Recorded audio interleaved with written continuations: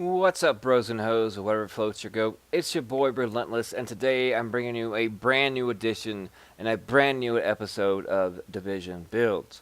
Now, this is not more or less by any means, a knock on the AlphaBridge gear set.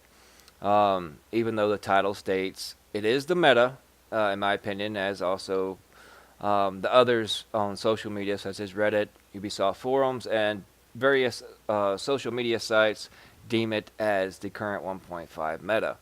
And then some also call it the cookie cutter build. But in my opinion, all builds are somewhat cookie cutter because they basically, and for the most part, follow the same aspects when it comes to building these builds, no matter what gear set you're using. You're primarily using the same knowledge applied to each and every one of them on how you construct and how you build each and every build. Granted, there's different variations, and depending on how you want to perceive it and how your playstyle is depending on what necessarily attributes you more or less go for. But we're going to get into this one and go over a few things. As you can see, it's a standard AlphaBridge build. 4-piece Alpha. I'm using Vigorous and Specialized.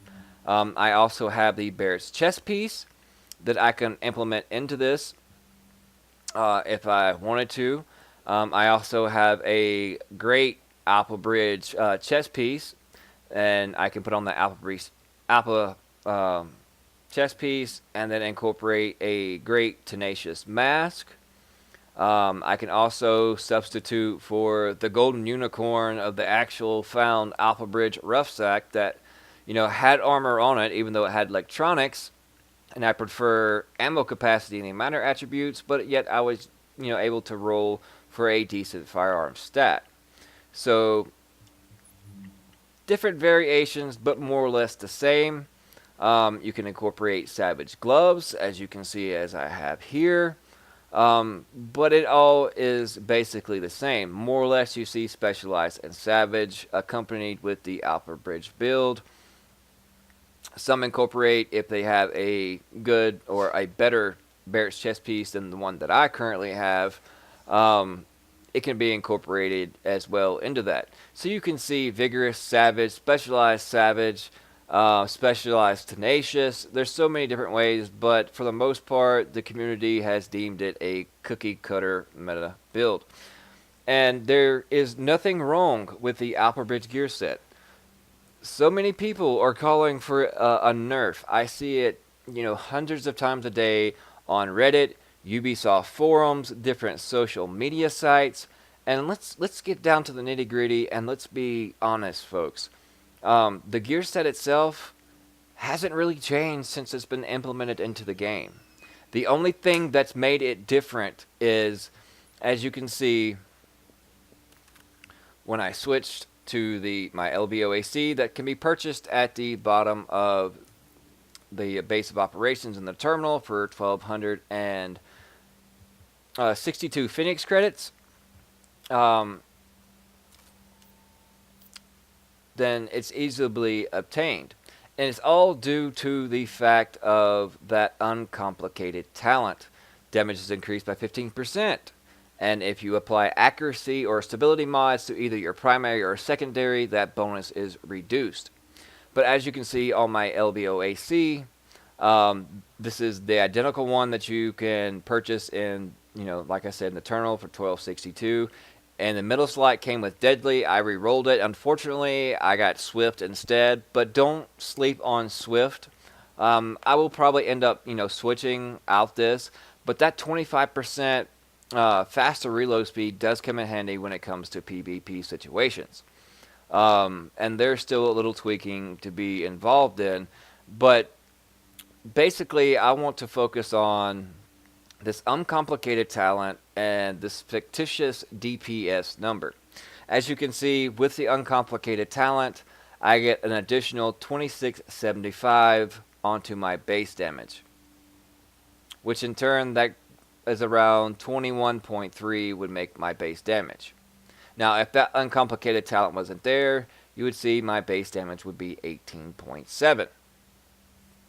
Now, in the near future, since 1.6 is going to be focusing on the PvP side of the division, I expect, and some people might hate me for even stating this, but I'm just going to call it a reduction in this 15%, just because it's the minority over the majority that seems to be more or less that goes along in these decisions.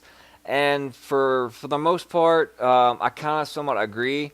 I still believe that it should be a percentage, but maybe not 15%, but maybe a baseline of 8% that would be consistent with the 8% damage base boost that you would get for Predator's Mark when it comes to ARs or SMGs, or the 8% base damage boost that you get from using Lone Star when it comes to LMGs or shotguns. But basically, also why they call this the cookie cutter build, but yet all builds can be considered cookie cutter because they basically all have the same format and how to build them. You have to have armor on your chest piece, your backpack, your holster, and your knee pads. And also, in each and every mod slot, you have to have either stamina, electronics, or firearms with armor. So basically, if you are that narrow-minded, and I'm not calling no one narrow-minded by any aspect whatsoever, so don't take that way and don't take the it being negative. I'm just more or less speaking in general that whether it be these for striker, for tacticians, for Predator's Mark, it's basically the same. The only differences is some people switch up between such as this great AlphaBridge chest piece. As you can see, it's got 1268 firearms, a good roll on armor and ammo capacity. They can easily switch that out with, and then run with some Savage Gloves that gives them, assault rifle damage, crit hit damage, and crit hit chance such as these. But if they prefer SMGs, then they can also go to a Savage Glove such as these that focus on crit hit damage, crit hit chance, and SMG damage. And when it comes to any kind of gloves, you want the trifecta. The trifecta is crit hit damage, crit hit chance, and the choice of weapon that you prefer using on said build that you have created. In this case, I am running ARs, but easily able to switch out to SMGs, depending on if ammo is running low and I'm manhunt or whatever the case may be. But you can also switch out. I got actually a Golden Goose, the unicorn of backpacks, so to speak. Decent firearms roll that I was able to roll on it because it had a decent armor roll on it. The only downside of it, it doesn't have ammo capacity, and we know with AlphaBridge, ammo capacity is very necessary if you're trying to PvP in the dark zone and you are rogue. Because if you're rogue, you cannot go into a safe house or a checkpoint to restock. You pretty much have to kill NPCs and other players, and hopefully they drop ammo for you. Or if you have such as a skill build that can easily switch to the okay, I just lost my train of thought, but I'll go ahead and show you.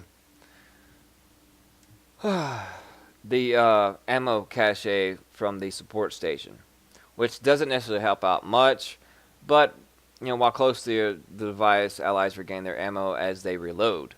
So basically, you fire downrange, that clip is empty, and then you're able to reload, which is just delaying the inevitable when it comes to things such as this. But don't be biased to just because this is the current meta. I choose not to run this in the dark zone. I actually just to put it together to do this video. It's very basic. All you need is either a lightweight M4 or an LVOAC and a decent FAMAS, and all have decent talents on them. And the decent talents can range from variations of different ones, as such as instead of destructive, you can have competent in the third slot of your primary. Instead of swift, you can go with responsive. If you don't prefer vicious, you can, have brutal there instead. All the top tier 6 talents to have on a weapon. And then, like I said earlier, the complicated is what makes it what people think it's OP, because it does actually melt and shred, and 80% of the people that are in the Dark Zone are running the AlphaBridge set, which is kind of not more or less the same of 1.3 during the shotgun meta. Um, but as the pattern continues, and as the masses keep flocking to the four-piece AlphaBridge with an LVOAC or lightweight M4 accompanied with a FAMAS, it's going to generally become that way. It's not quite as bad, but you do get schmelted quite often if you're not equipped or strategic enough to battle someone that has a what I call a blunt force trauma brute build that's purely based on its strength and damage output alone. Um, but if you're a single or a solo, you pretty much have to go along with whatever is best, and whatever is going to keep you the most competitive when it comes to PvPing in the Dark Zone. And if you have to go along with it just to be competitive, then there's no harm in that. And for people to say on social media that you're just following the crowd, I'm a competitive person too. If I feel that I held no chance with the other builds that I use, such as mostly I use a four-piece Predator Mark with Specialize and my Barrett's chest piece, then I myself would probably consider switching into this AlphaBridge build just to stay competitive until some tweaks are made to certain things. Now, there's certain things going up in I'm sorry, I'm not articulate with my words. I apologize. But there are things and polls and research being done in the upper echelon gaming community when it comes to as far as revamping the Reclaimer gear set, because right now it's just completely not viable unless you make it a healer build, so to speak, like such as Marco Style and other ones have made. I think that needs to be revamped, because if Firecrest has been revamped to more or less focus on turrets, and that seems to be like on the Reclaimer side, that more people are getting more use out of making healer builds with it, then why not have a gear set or gear pieces and talents that accompany that to boost out support stations, just as the Firecrest supports and gives extra damage to turrets and whatnot, give extra range to immunizers, or stronger or faster healing speeds. And even the turret section has, plus damage mods, damage duration, turret duration. So why can't that be also when it comes to the immunizers and the defibrillators and such things like that? So that's just my thoughts, and I need your guys' help. Everyone out there, go to Upper Echelon Gaming. Their link will be in the description below. You'll find the polls or the post being posted, and we're trying to collect all the data necessarily and possible, so that way we can be sent off, and hopefully someone from the Upper Echelon Gaming community can make it to North Carolina, just as one did to the Elite Task Force that was in Sweden, where great things happened. We survived 1.3, we got 1.4, which made things better, and now we're in 1.5, and then 1.6 will come, in the early stages of next year. Maybe, I'm just guessing, maybe around March, if not sooner. Hopefully sooner than later. But by no means, I'm not, bashing on the AlphaBridge gear set itself, because like I said, it has not changed since it's been implemented to the game. It's just the talent on the FAMAS that seems to be making it OP, but people are calling that the gear set itself is OP, which it is not. It's still the same.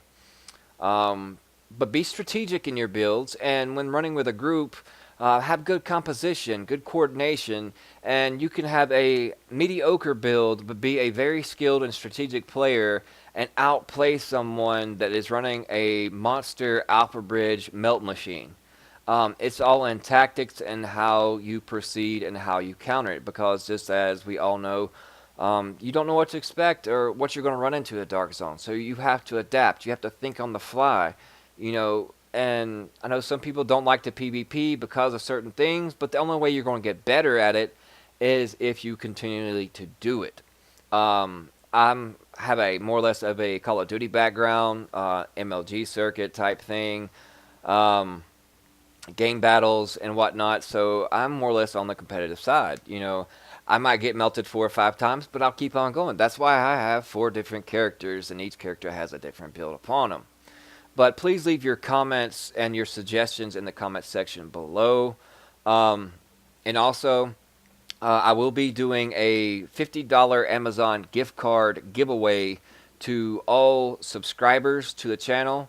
And also, if you would like an additional way of entering with a extra chance of winning, then you can go follow me on Twitter, and I'll have that posted in the description below, and also it should be scrolling across the screen as we speak right now.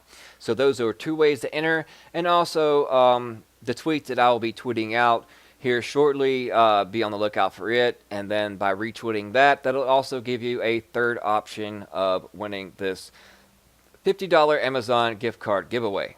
We're so close. We're only needing around 40 more subscribers, and the giveaway will be live. One will be chosen at complete random, and the more things you do, the more chances you have on winning this. And as the channel grows, and with your support, which is so much appreciated, hopefully we can do better and bigger giveaways later on. So any suggestions, anything that you'd like to see, I mean, please comment in the section below, because I do this for you guys. I want to know what you guys want to see, and how you want videos, and what entertains you the most, because entertainment is the key, and I want to be entertaining and be informative and bring you the most entertainment and information that I can when it comes to the division. But when it comes to any cookie cutter builds, I'll go ahead and finish up the build. Vigorous, 1249 armor, 261 firearms, 268 armor, 261 stamina, 271 armor. On the mask, I have 98 skill power, a good stamina roll, 905 base armor. In the mod slot, I have 261 stamina, 271 armor. Knee pads, I have a great armor roll on them as well. 1243 additional armor, increased kill XP, disorient resistance, enemy armor damage, which comes in handy in both PvP and PvE. The more you have on your mask and your knee pads, the better you are, because you can divide that number by 3, and that in turn applies to the PvP. Also, in its mod slot, 261 stamina, 271 armor, with a 5% first aid self-heal. Moving on to the backpack, it's specialized. 1245 firearms, 2261 base armor, with additional 272 armor coming in as a mod slot, and 946 armor roll with plus 51% ammo capacity. And its performance mod slots is 5.5% first aid self-heal and 6% first aid self-heal. Moving on to the gloves, 1271, awesome, great, god roll. As far as when it comes to the firearm stat, which the armor was higher. On the mask and the gloves, the armor cap and the base armor goes up to 1001, so as close as you can get to that, the best. And when it comes to gloves, just like I said earlier, you basically want the trifecta, whatever is your weapon of choice, crit hit chance and crit hit damage. And on the holster, I have a godlike holster with 1267 firearms, 1267 stamina, and 1266 on the way of electronics. So please, all your feedback is much appreciated. I love interacting with my viewers and with my subs. I'm trying to bring you better content. I'm trying to upgrade a lot of things as far as my PC, because right now my processor can't handle the OBS and live streaming to where I can go to Twitch or straight stream from YouTube, which is Survival Comes Tuesday, and I want to be able to stream and interact with you guys on stream and answer your questions live. So if any support given is much appreciated, that's what it would be going to.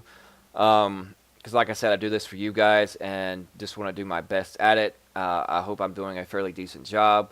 But any suggestions that you might have that could make this channel more entertaining and more beneficial to not just you but other players, please leave them in the comment section below. And please visit Upper Echelon Gaming on Facebook. Their link will be in the description below. Also, their UE Discord server, great for matchmaking, all things Division. Also, we have our own Battlefield 1 servers that are up and live currently right now. We have so many events going on. We have farming events, mass farming events going on to help gear up players, because basically we are a community of farmers and helpers. We like to help gear up people. We like to help them understand different builds, to inform them, be knowledgeable to them, so that way we can bring them the earliest information that comes out from, whether it be Massive itself or Ubisoft, when it comes to all things Division.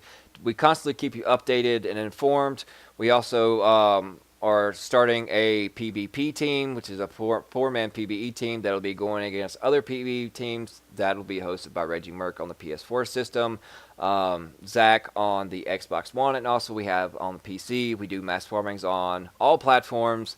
It's a great positive experience, so please go check them out. I owe them everything. They are great. The Division wouldn't be as where it is if it wouldn't be for them, because when it was on its last breath and its dying breath, the upper echelon gaming community came along and strapped on the defibrillator and revived this game. So it is a much appreciated community.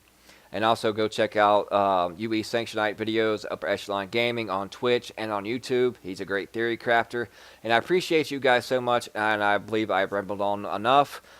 Thank you as always. All your support is appreciated. And if you enjoyed it and like the content and want to see more, please leave your suggestions and ground and pound that thumbs up button. And every sub is much appreciated, because it is all going towards a better goal and being able to bring you better content and be able to stream and bring you more of a variety of things. And if there's any other games that you'd like to see as well on this channel, please leave that in the description below. Thank you guys so much, and we'll see you guys.